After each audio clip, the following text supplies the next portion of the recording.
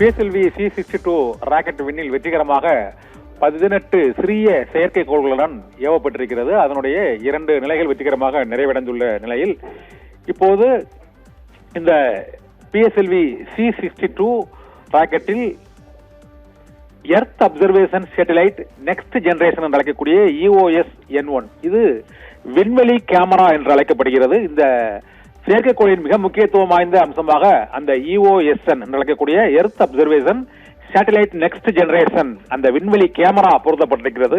வழக்கமாக விண்வெளியிலிருந்து பூமியை படம் எடுக்கும் பொழுது, புகைப்படம் எடுக்கும் பொழுது அதில் சிகப்பு மற்றும் பச்சை மற்றும் ஊதா ஆகிய 3 நிறங்கள் உள்ள இடங்கள் மட்டுமே அந்த புகைப்படத்தில் பதிவாகும். ஆனால் இந்த EOS-N1 என்ற இந்த ஹைப்பர் ஸ்பெக்ட்ரல் இமேஜ் என்ற புதிய தொழில்நுட்பம் இந்த PSLV C-62 ராக்கெட்டில் பொருத்தப்பட்டிருப்பதன் மூலமாக இது இந்திய பாதுகாப்பு ஆராய்ச்சி மற்றும் வளர்ச்சி அமைப்பான DRDO மூலமாக EOS-N1 என்ற earth observation satellite next generation என்று அழைக்கக்கூடிய இந்த விண்வெளி கேமரா, அதாவது ஒரு ஹைப்பர் ஸ்பெக்ட்ரல் இமேஜ் அனைத்து வண்ணங்களையும் பதிவு செய்யக்கூடிய இந்த கேமராவுடன் இந்த EOS-N1 என்ற செயற்கைக்கோளும் இணைத்து அனுப்பப்பட்டிருக்கிறது. இதனுடன் அமெரிக்கா, சிங்கப்பூர் உள்ளிட்ட பல்வேறு நாடுகளைச் சேர்ந்த ஒரு 16 செயற்கைக்கோள்களும் இந்த PSLV C-62 ராக்கெட் மூலமாக விண்ணில் ஏவப்பட்டிருக்கிறது. இதன் மூலமாக ராணுவ பதுங்குகுழிகள் மற்றும் எல்லைப்புற கண்காணிப்பு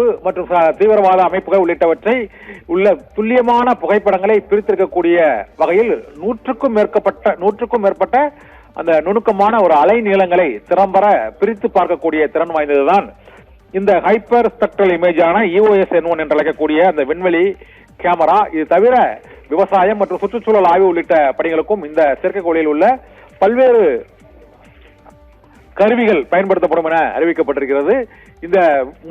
இந்த ஆண்டின் முதல் விண்வெளி திட்டமாக ஸ்ரீஹரிகோட்டாவில் இருந்து இந்த PSLV C-62 புத்தாண்டின் முதல் ராக்கெட்டாக ஒரு 16 செயற்கைக்கோள்களுடன் PSLV C-62 வெற்றிகரமாக விண்ணில் ஏவப்பட்டிருக்கிறது.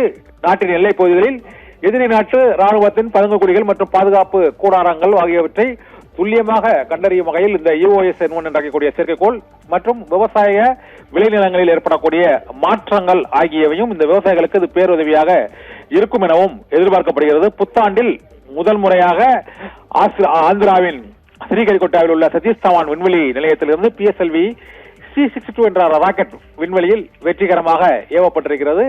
இது விண்வெளியில் இன்னும் சில நிமிடங்களில் வெற்றிகரமாக அந்த புவி சுற்றுப்பாதையில் நிலைநிறுத்தப்படும் என எதிர்பார்க்கப்படுகிறது. புவி விண்வெளி கேமரா, அதிநவீன விண்வெளி கேமராவுடன் இந்த ஹைப்பர் ஸ்பெக்ட்ரல் இமேஜ் தொழில்நுட்பத்துடன் கூடிய செயற்கைக்கோள் இந்த PSLV C-62 ராக்கெட் மூலமாக விண்ணில் ஏவப்பட்டிருக்கிறது. ஏவப்பட்டுள்ள இந்த செயற்கைக்கோளின் அந்த காலம், விண்வெளியில் அந்த பணிபுரியும் காலம், மேலும் வெற்றிகரமாக அது செயல்படுவதற்காக நிர்ணயிக்கப்பட்டுள்ள குறிப்பிட்ட கால அளவை அதிகரிப்பது, மேலும் விண்வெளியிலேயே அந்த எரிபொருளை நிரப்புவதும் திறன் வாய்ந்த, அதாவது ராக்கெட்டில் விண்வெளியிலேயே எரிபொருளை நிரப்பும் இந்தியாவின் முதல் செயற்கைக்கோளான ஆயுள் ஸ்டாட் என்ற செயற்கைக்கோளும் ஏவப்பட்டிருக்கிறது. மேலும் ஸ்பெயின் நாட்டைச் சேர்ந்த ஸ்டார்ட் அப் நிறுவனம் உருவாக்கிய கிட் என்ற விண்கலமும் இதனுடன் விண்ணில் ஏவப்பட்டிருக்கிறது.